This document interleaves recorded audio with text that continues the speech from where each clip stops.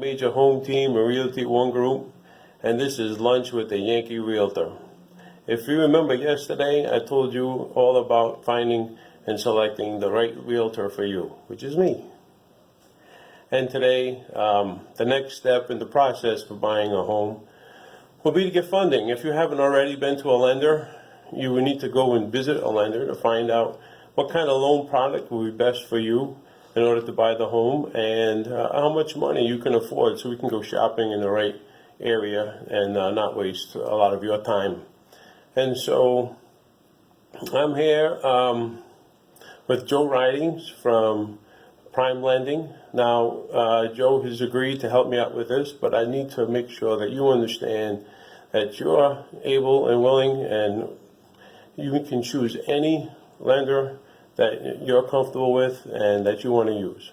Joe just happens to be someone who's willing to help me out here on this video and to give us some information about home loans. So here's Joe Riding, Prime Lending. Hey everybody, how you doing? I'm Joe Ridings with Prime Lending. Just to kind of give you the basics on what to expect when you are going to talk to a lender. Go ahead and have some things prepared ahead of time, because they're going to ask you a lot of questions. The best thing to do is to go ahead and get 2 of your most recent pay stubs out, your W-2s for the last 2 years, and any bank account information you have that available. Any investments you have that available. That way, the lender is going to have a lot easier time figuring out what loan suits you best. And then be prepared to talk to them about a budget as far as what you feel is comfortable for a monthly payment. And if you have a down payment in mind, we can always play with the numbers and get right where you want to be. But as far as that goes, there's a lot of loan products out there. So you're going to have everything from 0% down payment, which is 100% financing.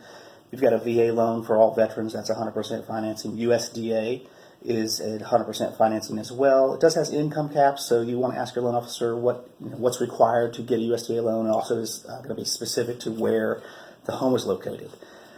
We also do offer a 100% financing product for someone that does make too much money for USDA or doesn't qualify for VA, and it doesn't limit where the home is located. That's just one of our special products. The next one would be a small down payment. Something like 3% down on a conventional loan is allowed. That money can come from a gift from a parent or relative, or you could have it saved up. You can also do a 3.5% down payment through FHA. That is going to be a loan that's going to be more suited for someone who's got a little bit of credit challenges, doesn't quite qualify for the conventional loan. It's going to give you a little more flexibility in getting approved, and also can go to a much lower credit score. So for our government loans like VA and FHA, our minimum credit score requirement is 580. Of course, there's some stipulations with that. It's just not an automatic approval, but talk to your loan officer and find out what it takes. Some other products that you'll see out there are down payment assistance. So that's something else that we can offer.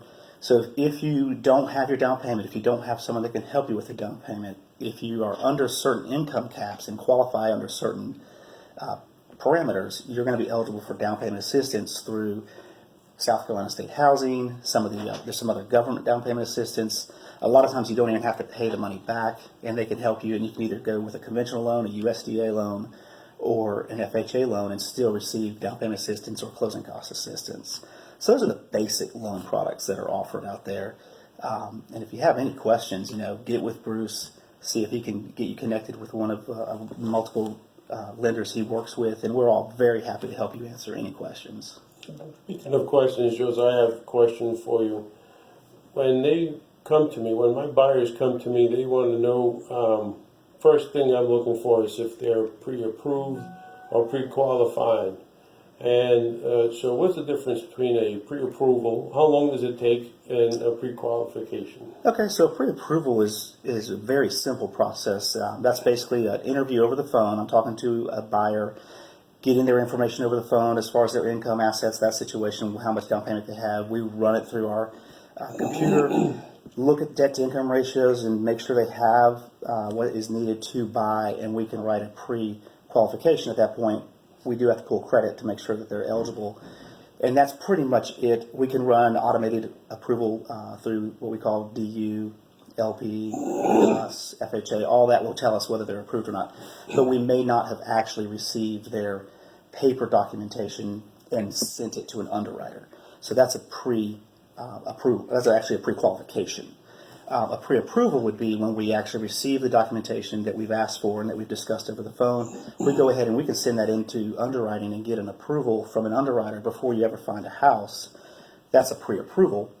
That's almost like paying cash for a house. That gives you a huge advantage over some of the other buyers when you're making an offer on a home that this person's already been approved. They're not pre-qualified. They're actually approved. So pre-approval on an offer on a home with regards to the terms is a stronger offer than Absolutely, because an underwriter has stamped their approval on that. All we have to do is get the contract, order an appraisal, order title work, pass the inspections, and we close on those. Close pretty fast. They can close in 2 weeks.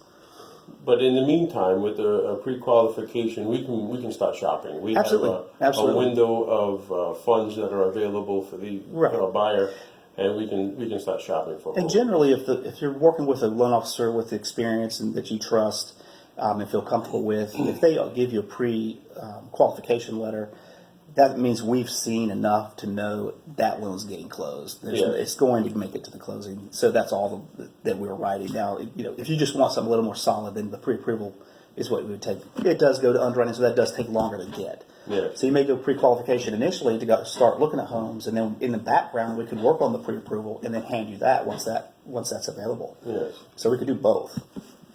All right. Is there anything else that I should ask, or you want to add to the process?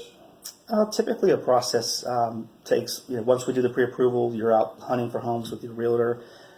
You can always call in the middle of home hunting. You find a house you like. Let's look up the taxes on it. Let's estimate what insurance might be, and we can talk about what the payment would be. Yes. And then we could also talk about, hey, if you remember in the beginning, we talked about a couple different loan products. How do those look on this particular house? Yes. So it kind of helps them decide if they like that house or not. So or if it works for them. Even though my buyer might start out in a certain direction with a certain loan product, that could change. Correct. If opportunity presents itself financially to go with a different loan product. Correct. Or and that's why you and I work close together in the process. Right. So I always know what's going on with regards to the Right, and loan that's one of the purchase. things that we try to do is keep that open line of communication with the borrowers, the buyers, and the realtors, so that everybody's on the same page. And one of the products I didn't mention is what we have is renovation, escrow, holdback for repair, those type of things. So if a borrower finds their dream home based on its location and everything's perfect, the price, but they hate the kitchen or that bathroom is awful, we can do a renovation in that with that mortgage, so that after closing they have contractors do the work and we pay them, and it's all included in the mortgage, and maybe their payment goes up by $25, and they've got $5 to $10 grand worth of work done, and now it's the perfect home. Wow. So just some things that we can do to help them out. That's good. There's great information to know that's out there. Mm-hmm. All right. I'm going to take it over. All right. All right, everybody. There you heard it from an expert on the finances about purchasing a home and what you need to do. Also, the Bloom product has a huge effect on which house you're going to search for, because they have different requirements as far as the condition of the home when you purchase it. So tomorrow I'm going to talk about searching for homes and the process that we go through and resources that we use to find a home. And we'll talk about that tomorrow. So thank you for watching. Please click a like in this and comment below, and I look forward to talking to you tomorrow here on the Yankee Realtor. So have a great day. God bless you, and God bless America.